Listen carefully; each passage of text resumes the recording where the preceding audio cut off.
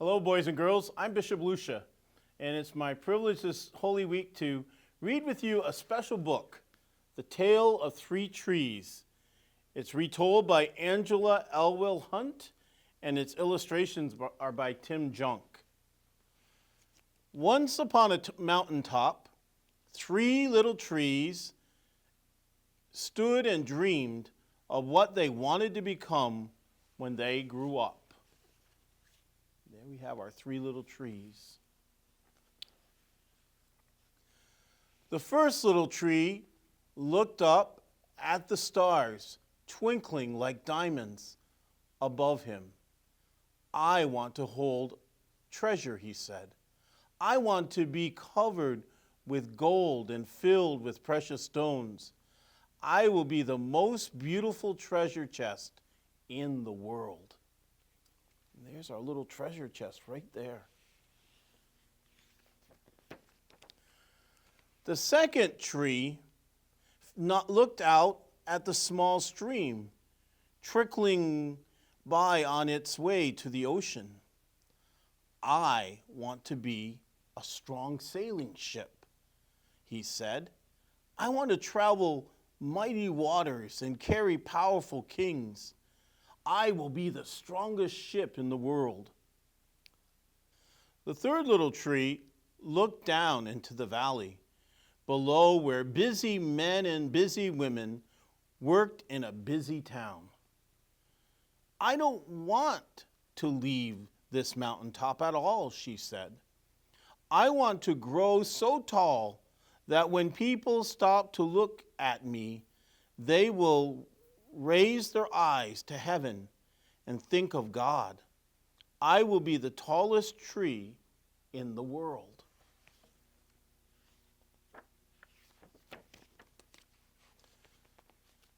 Years passed. The rains came. The sun shone. And the little trees grew tall. One day, 3 woodcutters climbed the mountain. So there's our 3 trees, and there are our 3 woodcutters. The first woodcutter looked at the first tree and said, "This tree is beautiful. It's perfect for me." With a swoop of his shining axe, the first tree fell.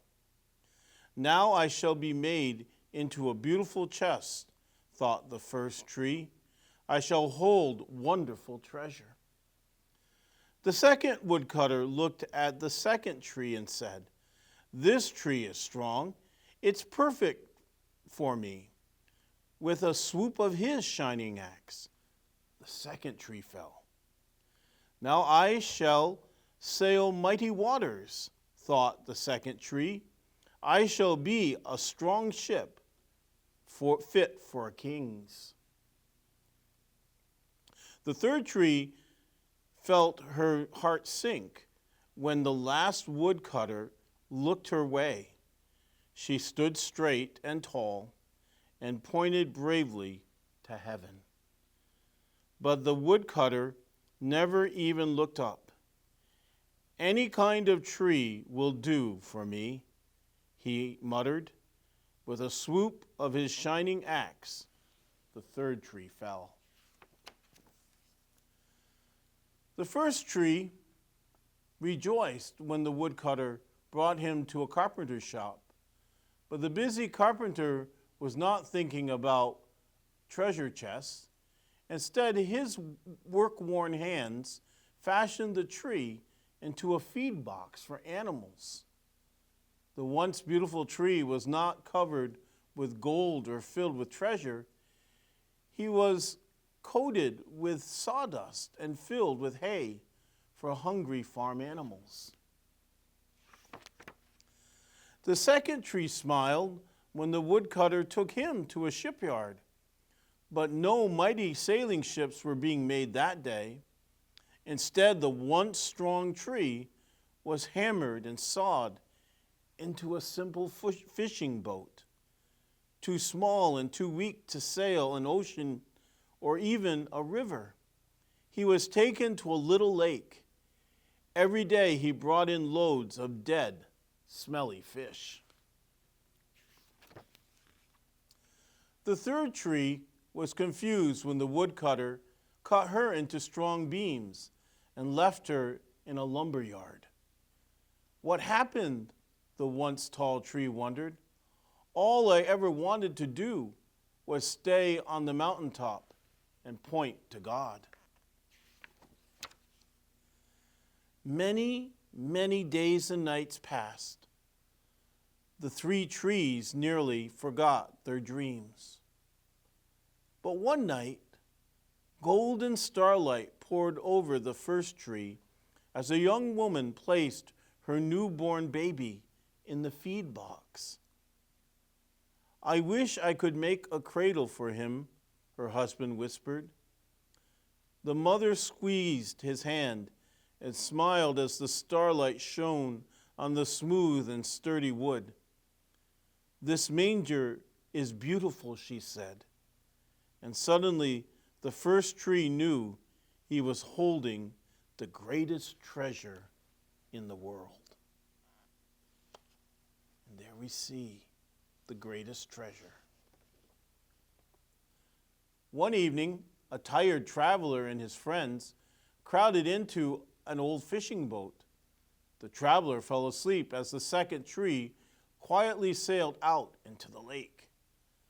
Soon, a thundering and thrashing storm arose. The little tree shuddered. He knew he did not have the strength to carry so many passengers safely through the wind and rain.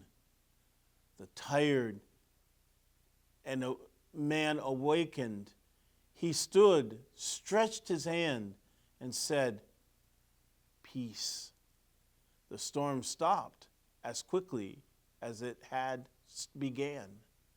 And suddenly the second tree knew he was carrying the King of heaven and earth. There's our boat right there. On one Friday morning, the third tree was startled when her beams were yanked from the forgotten woodpile. She flinched as she was carried through angry, jeering crowd. She shuddered when soldiers nailed a man's hands to her. She felt ugly and harsh and cruel.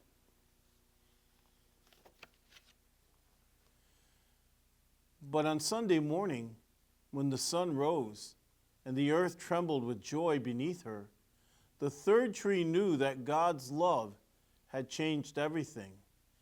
It had made the first tree beautiful. It had made the second tree strong. And every time people thought of the third tree, they would think of God. That was better than being the tallest tree in the world. The end.